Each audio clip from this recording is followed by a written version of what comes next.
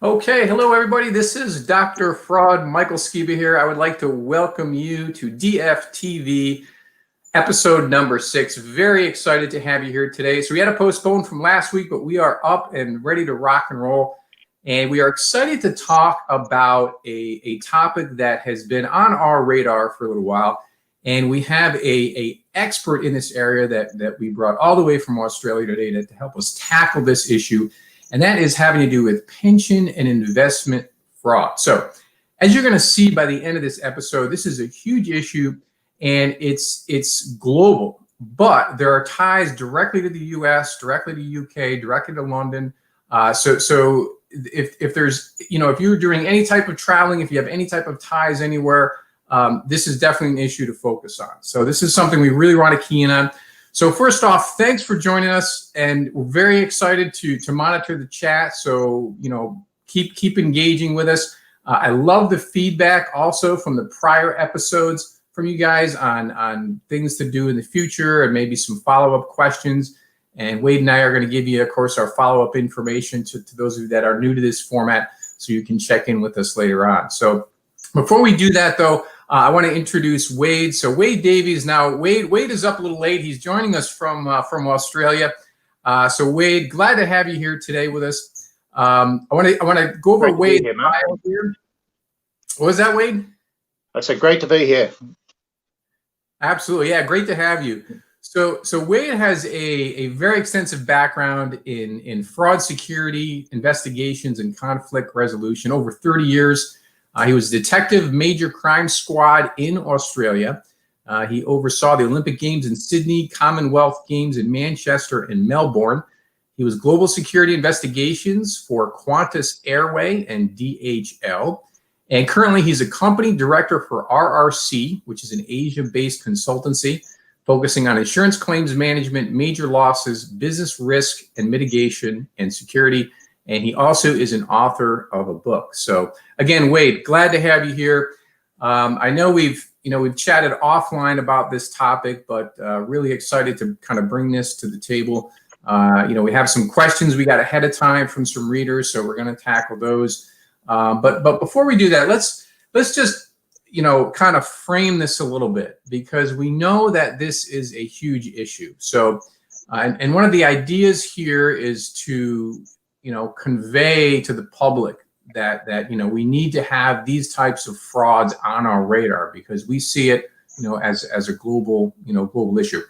So absolutely. Let's talk about some general stats, some disturbing stats. So this is 2019 statistics tell us that this is about a $44 trillion market. Okay, so pension fund assets.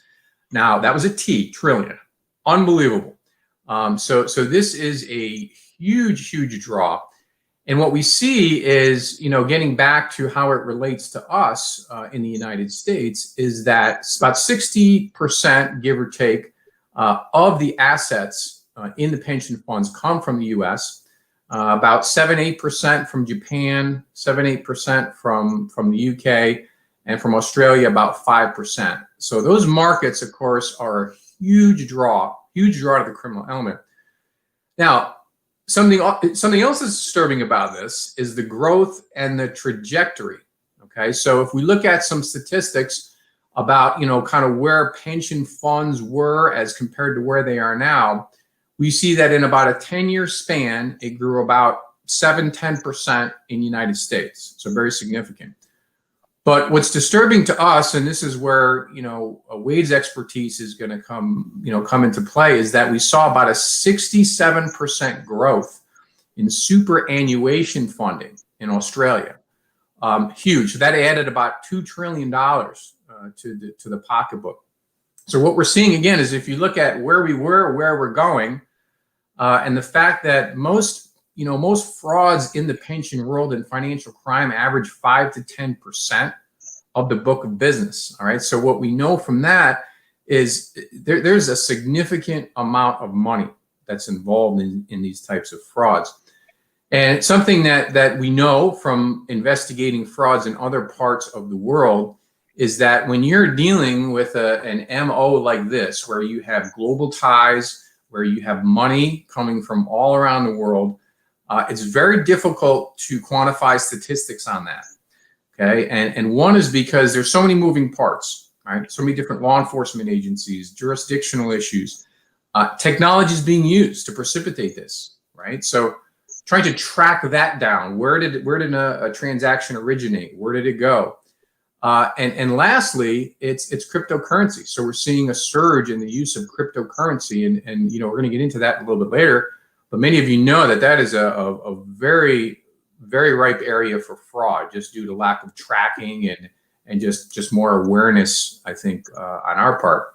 So again, what we wanted to do, Wade and I, establish the fact that this is a huge, huge problem that's going to continue on, and it should be on our radars no matter what type of organization that you're affiliated with, because most organizations have sister organizations, have some ties to a financial institution.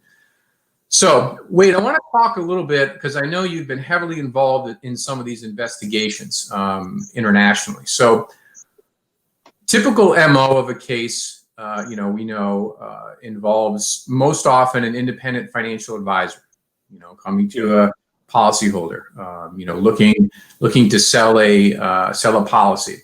So, walk us through, what the typical scam would look like, and also, some scams or a specific one maybe that you've been involved in. Yeah, what you have is, I suppose, hundreds, if not thousands, of these types of scams occurring, and they tend to centralize themselves around Southeast Asia. And we'll discuss that later, why and the reasons for that. But they're targeting foreigners, retirees, or people in oil and gas, or mum and dad investors and things like that. The usual thing, it's a fancy document, or whether it be the website or cold calling and things. It can take an array of different formats and approaches, and how they actually target the particular person. But the ones we're finding in Asia is they will use what they call an IFA, independent financial advisor, to build a portfolio of investors and take it on from there. And in a number of these instances, the one portfolio may be legit, and they'll use that as the bait, I suppose, to lure other investors in to say, look, our returns are this. And then after a while, it becomes a Ponzi system, and the monies end up being drawn out.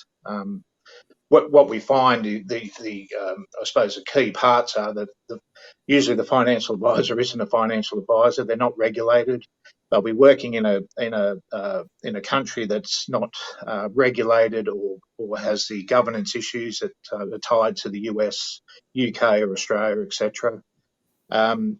They're investing the money into a particular company in another country, and then later they will then siphon those funds out into another company in a different country. And the reason they do that is because when you go for a prosecution, it's very hard to identify where the actual fraud occurred, or whether it will actually meet the elements of an offence in the United States, United Kingdom, Australia. So you may have one or two parts of it. I'll say, well, it's civil because, we don't have jurisdiction. The money went to Singapore. It was siphoned out into Thailand, but then the IFA is in Australia or something like that. So it's very hard to say, well, and connect all the pieces of the fraud, so to speak, to be able to prosecute. So yeah. So in your experience with the financial advisors, so it starts there. So are you seeing any pattern with the way that they're actually, grabbing these people? And I think one of the most important things we mentioned early on is, one of the reasons why this is such an issue is that, they're targeting tourists, right? Tourists, and actually those that maybe have residency or work overseas, right? So, yes. They might not be familiar with a certain area, or, maybe not as familiar as if they were home based in the US. So there is a degree of, vulnerability, I guess, if you will. So are you seeing that these financial advisors maybe are trying to entice them in certain ways? Any pattern there, or is it just mainly they're throwing out a blanket Absolutely, net? because if they're in the United States, for instance, and do that, well, there's grounds to actually prosecute the person based on the fact of the offence occurring in whether it be New York or in California or something like that. It's the same in Australia, but where they're offshore, say Malaysia or somewhere like that, and then the money's going to a different country, and then there's a third party company which is a main investment part that it gets spread out, so it's diluted, and the ability to take action diminishes. So that way, by that diminishing, it allows or facilitates the fraud to take place. So they know that, and that's why they do it. And they're set up in places that and we'll discuss it later, that have porous borders, and they have lax controls or the cultural issues. They don't see it as their particular issue in their country because they're not losing money from their from their nation or from their passport holders or from that particular country. So they don't see it as an issue. It's a foreign issue. Right. And this lies in the problem, and we see this with any type of. You and I have been involved in cross-border international investigations, our whole career, and this is one of the main challenges we see as an overriding statement here, and a common theme with all those, and that's why the organized criminal element is drawn to these, because they know those jurisdictional issues create huge problems. I tell you, very early on in my career, one of the first check fraud cases I had, Wade, was it was domestic, but it involved 6 different states, right? And I got so frustrated. I was only a year as an investigator because I could not. This was only U.S. based.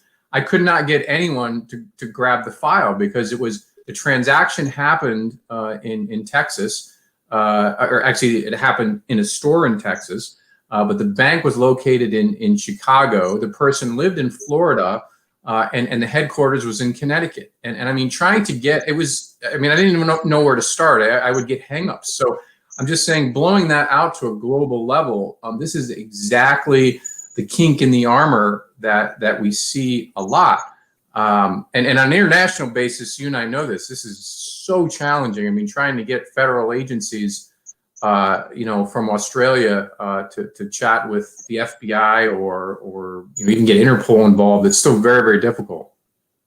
Yeah, that's right. And it's a laborious task, and it's time consuming, and they don't have the resources to be able to do this. And because they know ultimately the outcome is very unlikely that there'll be a prosecution, unless they can link that to a milieu of organised crime syndicates that are on a significant scale, which is what it's morphing into now. But the particular one of the particular cases I looked at was just a stock standard one for investment in oil and gas, and they over 30 investors, several £1 million, over $4 million US. And we ended up with 18 of the investors coming in a collective group, and they wanted to prosecute. And I said, well, it's very hard. And the way, when I had a look at what was there, I said the best way to go after him is, and in this case, we went after the actual fraudsters' pensions. So looking at class action and taking action from that way, and then if there was charges we could look at a later stage, well and good. But I said that the ultimate goal is you want to get your money back, Right. and and it's diminishing risk, and a lot of times there's statutory requirements or time limits in countries, especially in Asia. You have to lodge by a certain time of the actual offence. Within 2 years you have to take action.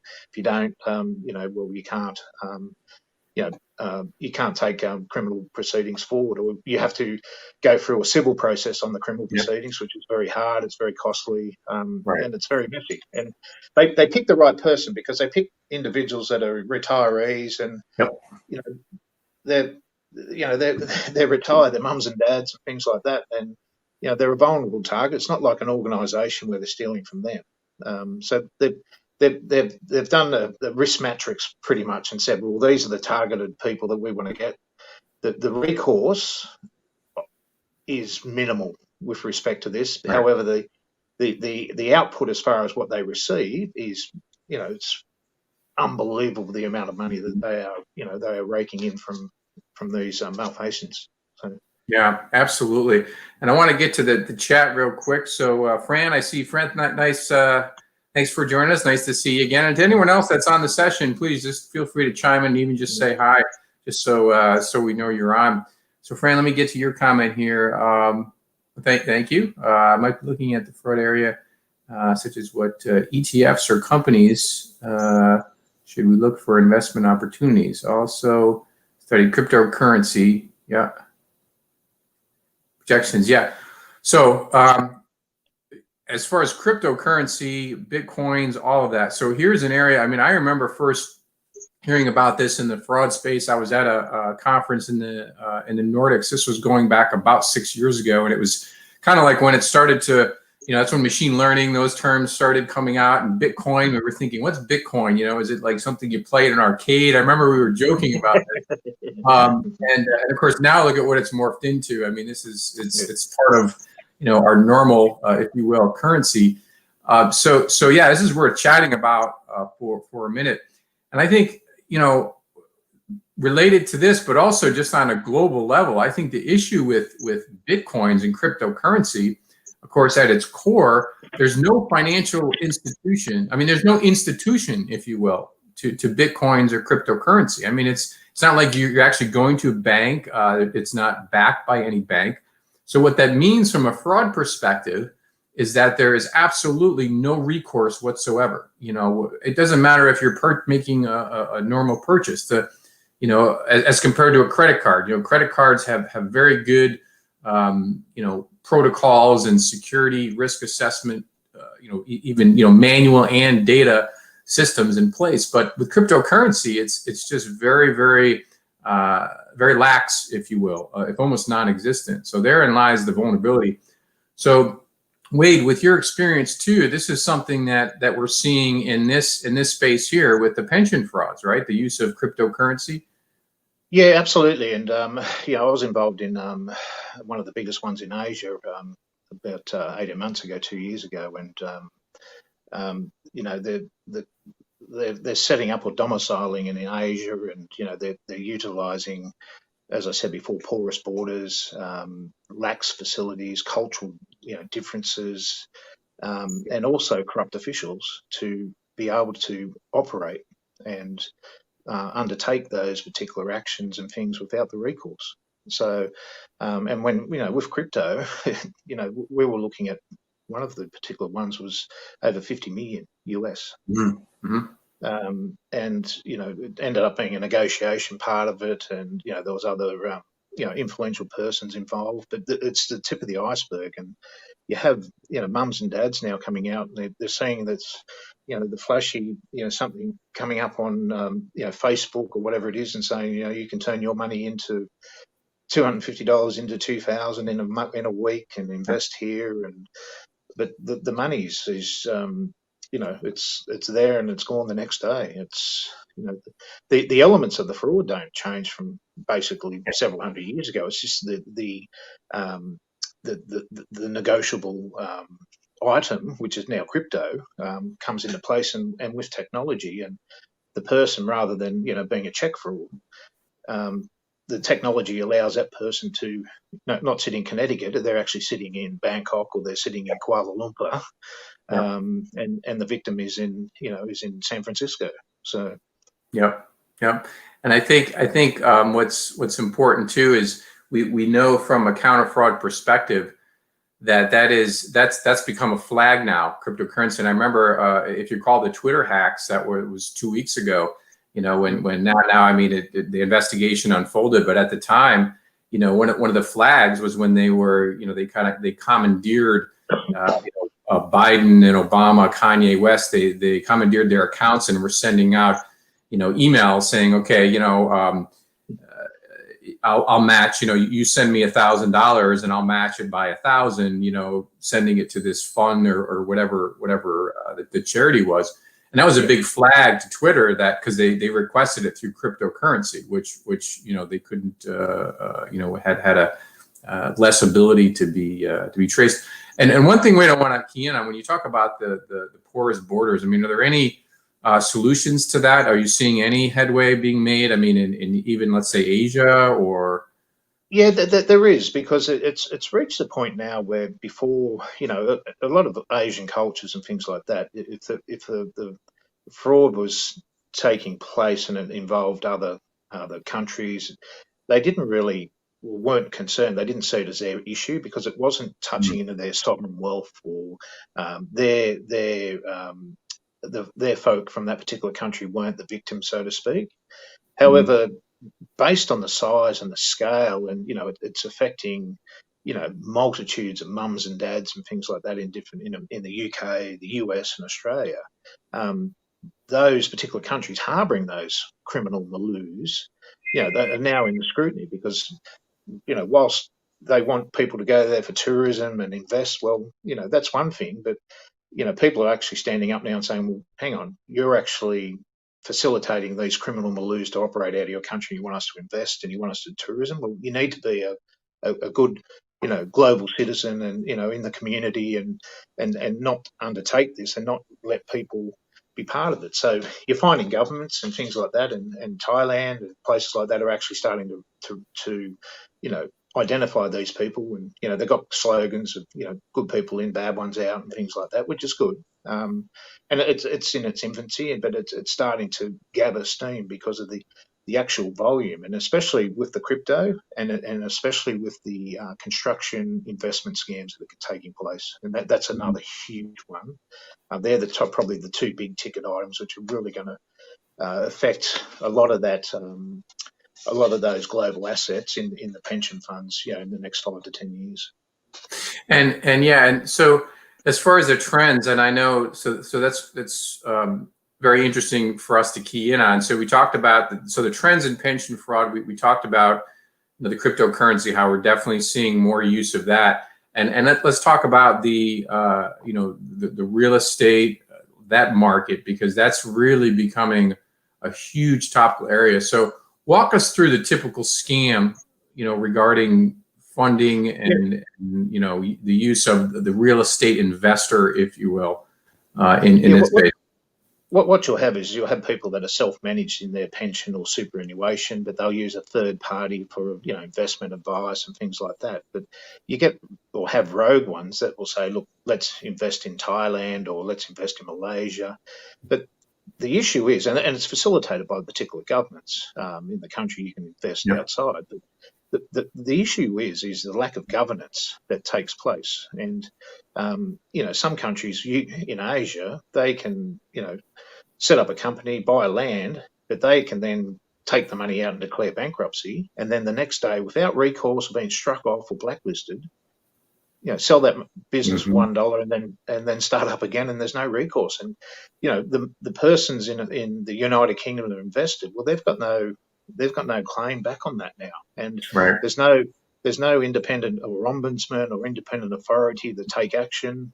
And a lot of what we're finding is a lot of these, investors or investment managers are in actually on the scams, and they'll be a strawman and say, oh, look, I invested as well, or it was just 9 out of the 10 went well, but the 10th one just didn't kick, and that's just the way it is. And they're able to work their way out of it. But you're talking, one we were looking at was it's $50 million, and it's huge money. And so I think going forward, and you can see it, that they're moving into that play where they're utilising other fraudsters and other persons in different countries to set that up and to gather those particular investors together, operating it offshore so that it waters down or negates the ability for criminal access and process. And the only way is civil action or class action. And I think what's interesting, we talk about. I had a question come in about what can we do, awareness. So I want to talk about that. But you mentioned this too. So here's what's interesting. As far as just the general awareness of investing. I mean, these companies they do acquire the land. We know that, but it's the investment is to develop the land, and there is no intention at all to develop the land. So obviously some awareness, some just kind of, common sense almost comes into play. Like if you're not seeing any movement on building or just, construction alignment, anything like this is a flag. If it's just vacant land somewhere, or, the joke, we've heard this before, is it swampland? They're going to develop on swampland. I mean, this is obvious, but, some basic Google searches, believe me, all of us investigators, we have those hardcore skills, but sometimes it's back to basics. Doing a basic Google satellite search can reveal these interesting things. So wait, let's talk about segueing into what can people do. And I think the first we just started to get into, so that awareness, right? So if it's, it's common sense, right? Telltale signs. Yeah, it's those sorts of things. It's a lack of licensing with the investment manager, looking at where they're investing in. Probably the biggest thing is it's doing their research. You've got the web there. Everyone knows how to use it. Google it. Google what they're doing. Google the people. You'll be surprised what pops out. But the person needs to apply the worst case scenario test, and that's very simple. What is the worst case scenario here? What can actually go wrong? And if it does, what's the chance of getting my money back? Third world country, or it's on the other side. I'm going to put my money into Singapore. The property's in Thailand, and I'm in the US. How do I have any recourse? No, I don't. Well, alarm bell should ring straight away. You don't do that. Yeah. Or if you're going to do it, invest it yourself and buy a property. But these collective groups and things like that. There's process to undertake, and then look at independent due diligence. If you're worried about, or if you're going to invest a certain amount of money, have some independent, fresh eyes look at it, and have someone, because you'll find, in the businesses we do, is that we'll probably know who the fraudsters are anyway, or who they're associated with, or there'll be a sliver or a piece of string attached to a coat that we can pull and it'll unveil who else is involved in these particular things. And you can, without, having complete confidence, and say, look, this is, these particular things associated with this, these people are associated with this is what occurred before, and here's the information, factual detail, without even having to pass an opinion, and just say, there it is there. So, So, and I think too, that so just the general awareness, right, of if it's too good to be true, those and these this is all kinds of scams, but specifically here applies as well. Is that if the independent broker is trying to sell you a policy, it just sounds too good, sounds too cheap, sounds too reasonable. If the investment sounds too good, that's the first clue, that something might be might be a little bit off. And then the diligence. One thing that we see is there are very successful companies that have ties to different areas, headquarters in U.S. and then have ties in Malaysia and around. But we find that most criminal organizations, because they can take advantage of money laundering and international rules and regulations, they do have those ties. So as Wade mentioned, that is so important. If you have a CEO that's in one country but has domicile in others and owns other country or owns companies in other countries, I mean, any clue like that, the more I want to say cross-border foreign involvement that is involved. In our experience, combined, I don't know how many years, Wade, but many, we see this as a flag for us that it's easier for them to hide these things. Yeah. It's like, if we go to buy a car, the first thing you do is you check the history and you check if it's got any finance on it. But people go and invest hundreds of thousands of dollars, and they don't even do those simple, like they do the due diligence with a car, but you're investing in, you take the blind faith, and it's one of those things. It's getting it back to basics, and it's just that worst case scenario test. Just keep it simple, go through the process, and you're worried about it, get a second opinion and understand the environment you're getting involved in. So. Yep. And just to get to Fran's point about cryptocurrency, we circled back on that. And I've seen also conflicting reports on the traceability of it, Fran. And I think the idea right now, at least in my mind, is that It's such a new, it's like when social media first came out, we didn't know what could be used in court, what was discoverable. It's the same thing. Cryptocurrency now just got on the radar.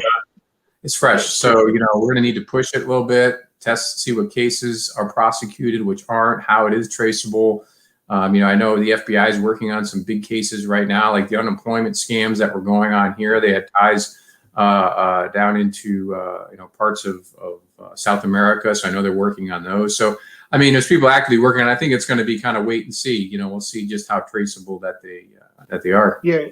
I think with that, it's, the fraud hasn't changed in 2,000 years. It's a negotiable instrument at the end of the day.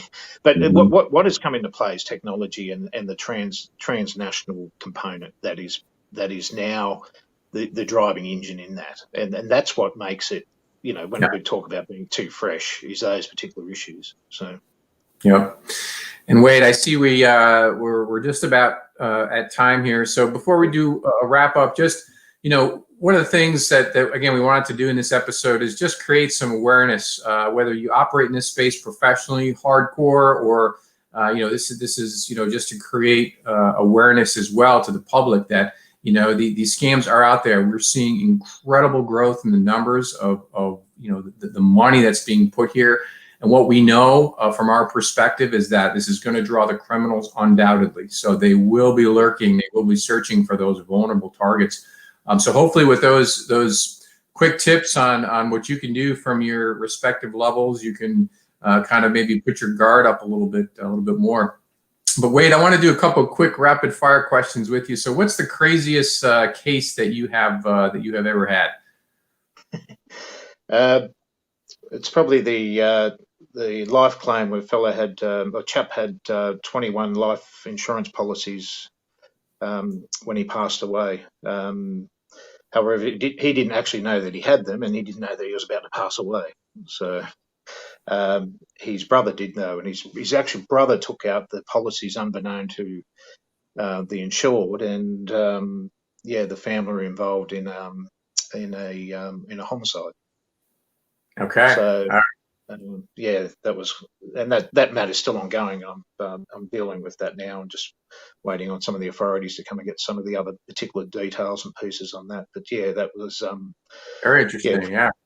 Yeah, pretty gruesome and pretty And they say money over love. Yeah, I was gonna say they say you have 9 lives. This guy had many more than that, right? Absolutely. Now how about I love to ask this question too. Give us a fun fact we don't know about Wade. It's probably not a fun fact, but it's more about human rights, and it's very much a human rights supporter, particular focus on Southeast Asia and the Middle East, incarceration of innocent persons based on fraud and corruption, and persecuted without fair trial. Very interesting. So, yeah, I know, very worthy work for sure. And then Wade, listen, I just want to thank you for your time. We know it's late for you in Australia. Wade, how can anyone reach you if they need to? Just through Wade at revenuerecover.com is the best way to get me. So fantastic. And you are on LinkedIn as well, we know, so they can on LinkedIn and get you that way as well. Okay, perfect. Wade, thank you so much for joining. Really appreciate it. Wade and I, and thank you for the engagement and the questions ahead of time. Wade and I welcome questions after this. If you're listening to this on recording, just please feel free to connect with us. So Wade, thank you again. For me, Dr. Fraud, Michael Skiba. We'll see you in the next episode next week. If there's any ideas, again, you have about future episodes, or if you'd like to be a guest, please let me know, and we can get you scheduled in. Like I said, I think we're into October, November now, so we got a lot of great things in the queue, and we continue to do that. So until next time, everyone, have a great week, and we'll see you next week. Okay.